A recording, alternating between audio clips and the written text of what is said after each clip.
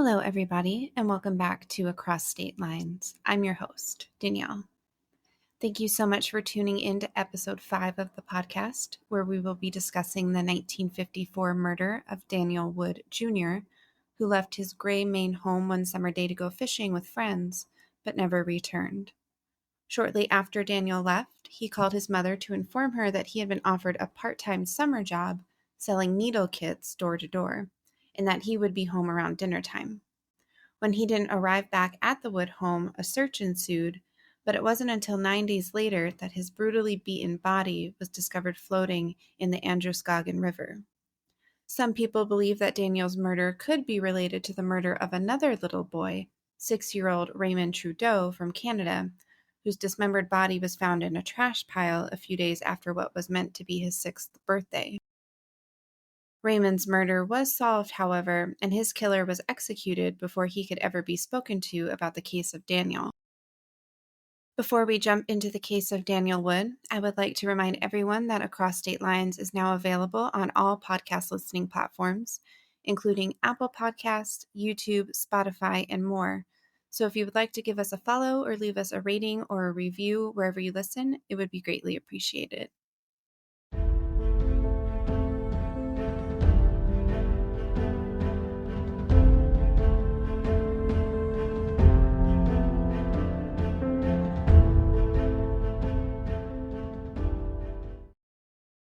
In the summer of 1954, 12-year-old Daniel Kenneth Wood Jr., who was affectionately known as Danny, was doing what most other children his age were doing in July, enjoying the long-awaited summer break from school. Each morning that summer, Daniel would leave his South Gray Maine home that he shared with his mother, father, and 3 siblings, and went to find his friends so that he could spend the days playing basketball, baseball, or fishing. Daniel was tall for his age, with his 100-pound frame towering over his friends, and he enjoyed this advantage while playing basketball. Daniel's father, Daniel Sr., once served in World War II before his service ended and he began work at a local paper mill, making $320 a year. Daniel's mother, Lillian, stayed at home with the children, tending to their needs and keeping up on daily household chores. The family earned a meager wage at the time, and Daniel was eager to begin to chip in and help his family with income as he grew into his preteen years. At the end of July 1954, Daniel's friends were all dreading August lurking around the corner with the arrival of the new school year. However, Daniel was eagerly awaiting the new month. Daniel's father had promised him that he could get an after-school job picking beans on a local farm, which would earn Daniel some much-appreciated spending money. This wasn't the only side project that Daniel would encounter, however. On the morning of July 22nd, a friend of Daniel's had called the Wood home, telling Daniel to grab his fishing pole and to join the friend group at the local pond a mile down the road. Daniel's mother, preoccupied with the younger children, said goodbye to him after he explained his plans to her, saying he was to first stop by his friend's home a short distance away.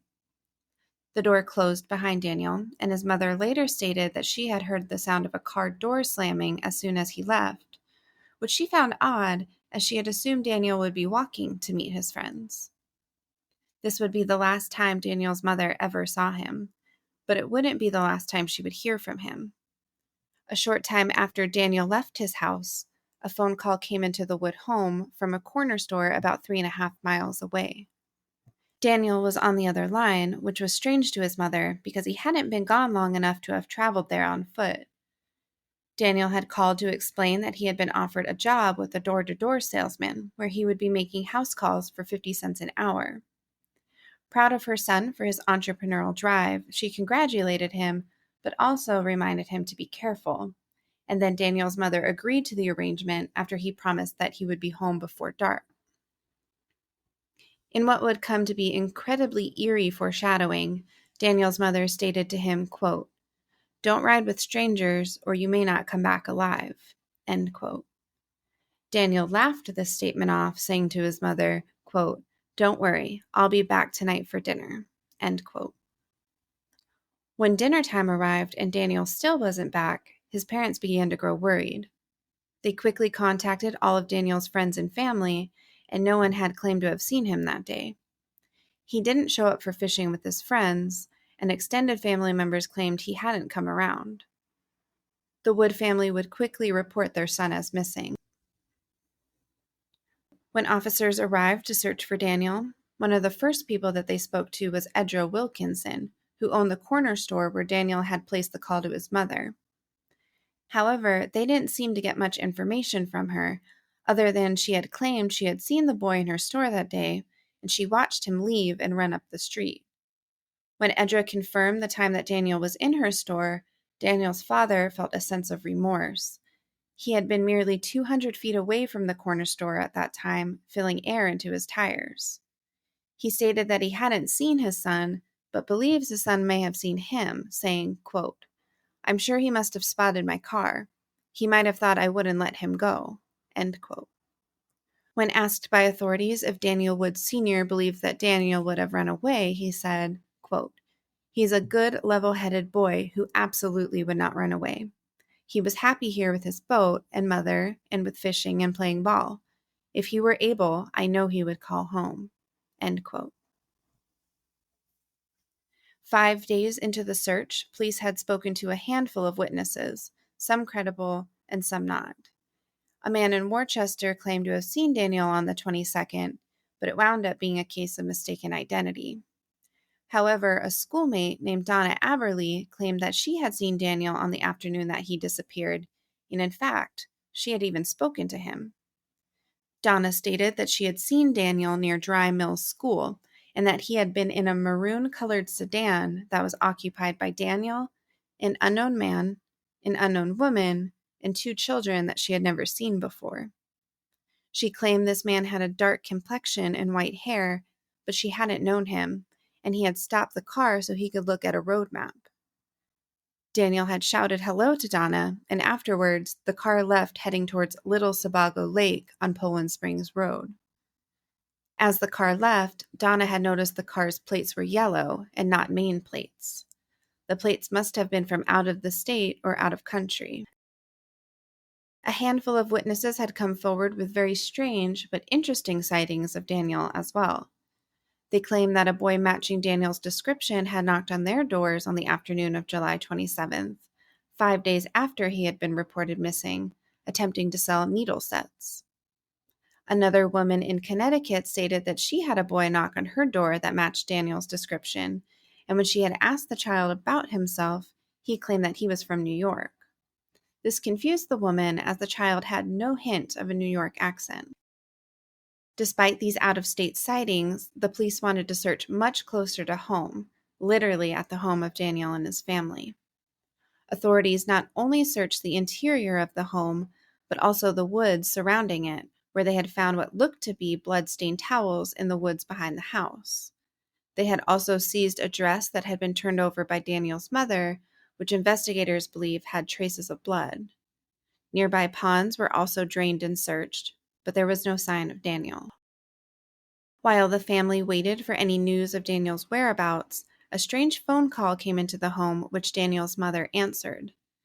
There was an agitated-sounding woman on the other end of the line who had a thick accent that Daniel's mother could not identify. This woman claimed her last name was either Goodson or Gidson, but Daniel's mother was unable to be sure which name it was due to the heavy accent. The woman claimed that she knew information about Daniel and that he was with a man she was acquainted with from Birmingham, Alabama. She said that at the time of Daniel's disappearance, that the man had been in Maine. She also claimed that the man had a farm in Alabama where he boarded children, and he was known to treat these children cruelly. She went on to say that the man drove a maroon-colored sedan as well. Sadly, however, police were quick to determine that this call was most likely a hoax, and they were not able to ever identify the man, nor the farm which she claimed he had owned. On July 31st, 2 fishermen were walking along the banks of the Little Androscoggin River when they had spotted a body floating in the rushing waters and immediately contacted authorities. Once on scene, police pulled the nude body from the river at about 2:30 p.m. It appeared that the boy had been bound with a shoelace around his wrists and had been savagely beaten. The boy in the river was quickly identified as Daniel Wood Jr. Things began to come together when the autopsy was performed, and the determination was sinister. Daniel had not drowned in the river he was found in, but he had instead died of blunt force trauma to the head, possibly with a heavy piece of wood. He had 7 wounds to his head, ranging from 1 to 4 inches long. This beating was so severe that one of his eyes had been almost forced out of its socket. The medical examiner had believed that Daniel was sexually assaulted due to the lack of clothes on his body, but this was never officially determined. Authorities believed that Daniel's wrists were bound, and he was forced to walk with his killer to the location that he was killed, where he was then assaulted and beaten. They believed that after the beating and murder, Daniel was pushed into the fast-moving river, and the body had remained there for between 3 to 5 days. The exact time or day of his death was unable to be determined. It was difficult to search the river without knowing the point of entry of Daniel's body, but police searched up and down the banks of the Little Androscoggin for miles in search of clues. They had found Daniel's argyle socks, but that was the only physical evidence to turn up.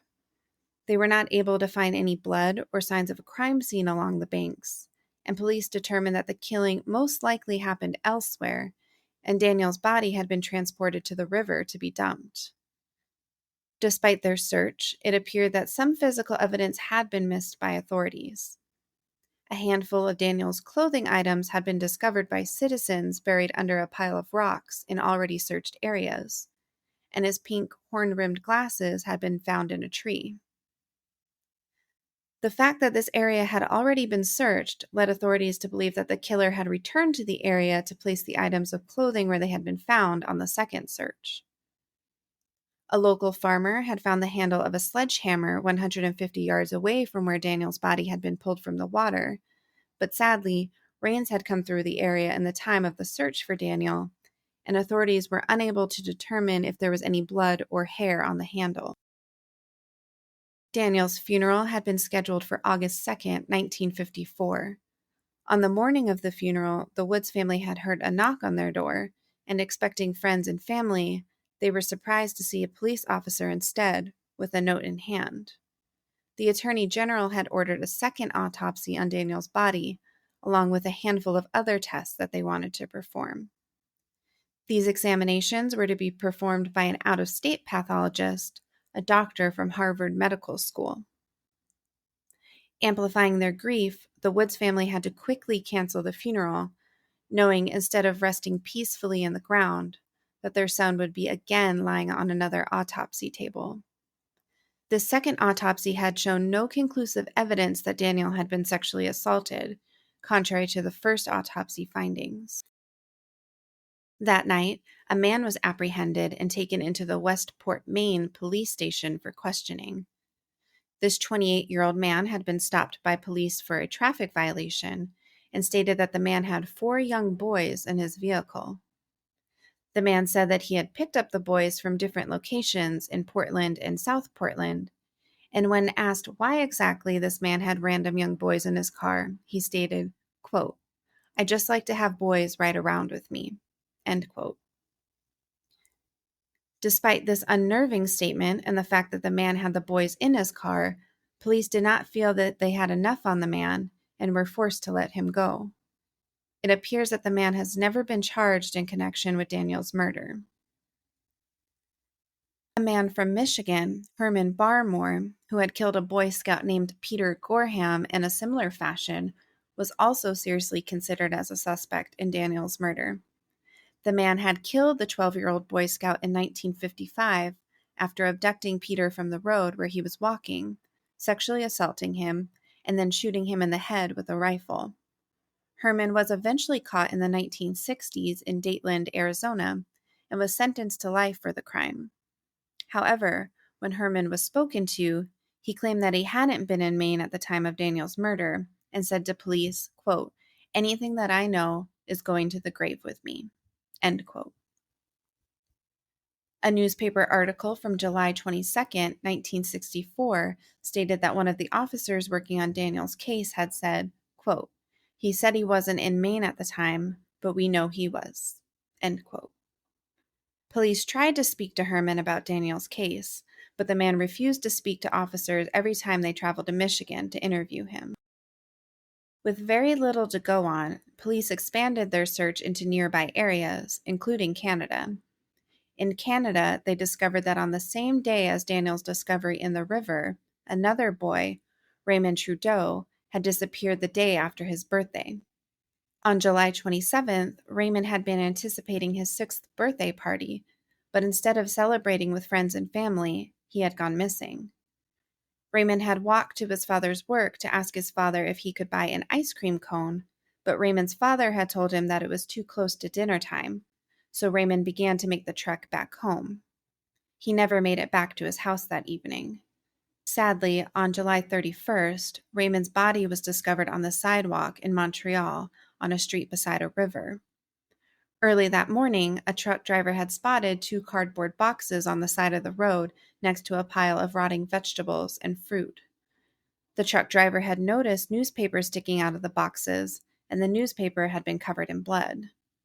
Once the boxes were searched, Raymond's dismembered body was discovered, and he was quickly identified by picture comparison and the fact that Raymond's red and blue striped sweater, confirmed by his father, was discovered in one of the boxes. Instead of celebrating Raymond's 6th birthday, his family would mourn him at his funeral instead. Raymond's murder was quickly solved, however.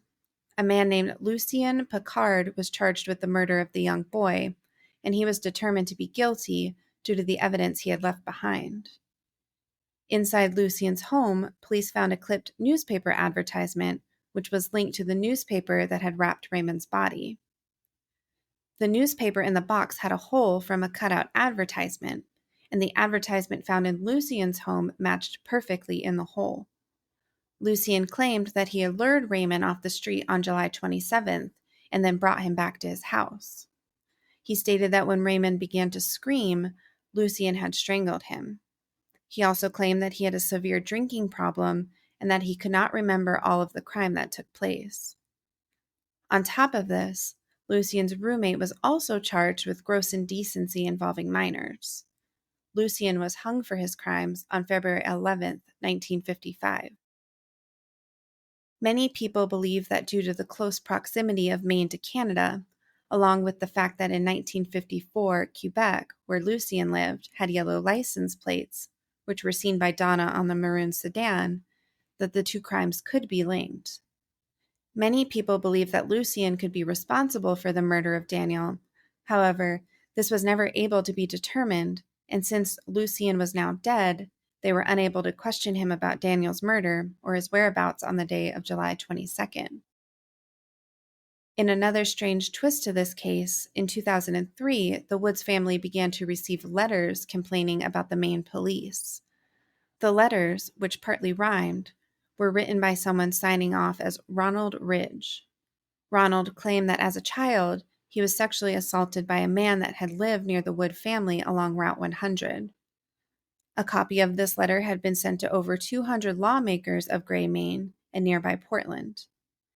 He stated that he believed the man was possibly involved in Daniel's murder, but it was unable to be determined who this man was or if he was still alive.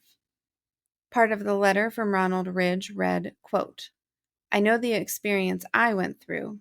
I know exactly how scared Danny K. Wood was when it happened. I just feel this guy should be brought in for questioning."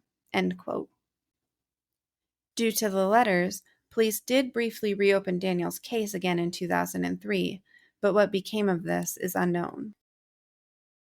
2024 marks 70 years since Daniel was taken from his family, murdered, and tossed into the Little Androscoggin River, and the case has long grown cold. Daniel's siblings remember him fondly. His younger brother, Richard Wood, who was only 3 at the time of Daniel's disappearance, remembers when Daniel was working on a sawmill in their front yard, and he would take breaks to make faces at his little brother in the window to make him laugh. Richard had once said to a newspaper article, quote, "Even though I don't have many memories of him, sometimes I just choke, break right down. He was just so young for something so terrible to happen." End quote. Daniel's older sister, Carol, who was 14 at the time of his murder, still had a note from her little brother asking if she knew where his favorite keychain was. She remembers how Daniel's disappearance destroyed her parents, stating, quote, "My parents aged so much. You could almost see the life drain out of their bodies. My father was the one who had to identify the body. They had to get a dentist to identify the work that had been done on his teeth. It was a horrible, horrible time. We got so many phone calls from people seeing him here or there. I remember either having to wear gloves to get the mail or leave it in the mailbox in hopes that any correspondence from the killer might come in and have fingerprints." End quote. The murder of Daniel Wood left an unmistakable impression on the community of Gray, Maine, and it has been reported that many parents would take their own children to Daniel's gravesite, not to leave flowers or to honor his memory, but to warn their children of the dangers of taking rides with strangers. Daniel's family, however, is still determined to get justice for him, and Richard Wood's daughter, Daniel's niece, is still honoring his memory and keeping his name alive in the media, despite being born decades after her uncle was killed. The community has never forgotten Daniel, and his memory is still alive and well amongst his family and the residents of Gray, Maine. There are a lot of theories about this case, and there were many, many suspects. Police followed up on 900 leads, and their suspect list ranged over 6 states, including Herman from Michigan, the man with the boys in his car, the unknown man from the letter written by Ronald Ridge, and the man from Alabama that had been unidentified despite the call to Daniel's mother, Lillian. When last seen, Daniel was in a vehicle that was occupied by a man, a woman, and 2 children, but it is not quite certain if they had been involved in Daniel's murder. In my opinion, I feel like the man, woman, and children may not have been involved, and that they were the ones who had hired Daniel to go door to door that day selling needle kits, but may have dropped Daniel off someplace in Gray to walk back to his house after his day of work was done. I personally believe that Daniel was dropped off by this family or this group of people in the maroon sedan, and then he was abducted by someone else and killed before being dumped into the Little Androscoggin River. I think the man from Michigan, Herman Barmore, is a decent candidate as a suspect, based on the fact that he was in Maine at the time and had committed a very similar murder after the murder of Daniel. And when spoken to, he stated that whatever he knew about the murder of Daniel, he would take to his grave. Of course, he may have said this in an attempt to mislead or mess with authorities, and he may not truly know anything about Daniel's case, but as far as suspects go, I think he is a likely one. There is also Lucien Picard, who had abducted and killed 6-year-old Raymond Trudeau in Canada shortly after Daniel's death. It's unfortunate that Lucien was executed for this crime before police were able to question him about Daniel's murder, and if he knew anything about the case or he committed the murder, that information died along with him. What is interesting is that Donna had claimed that the car she had seen Daniel in had yellow plates, which in Montreal, where Lucien was from, they also had yellow license plates back in the 1950s. All photos of Lucien are in black and white, but from what I can tell, he doesn't seem to match the description of the dark-complected man with white hair, as Donna had described. Lucien seems to have fair skin and brown hair with a mustache.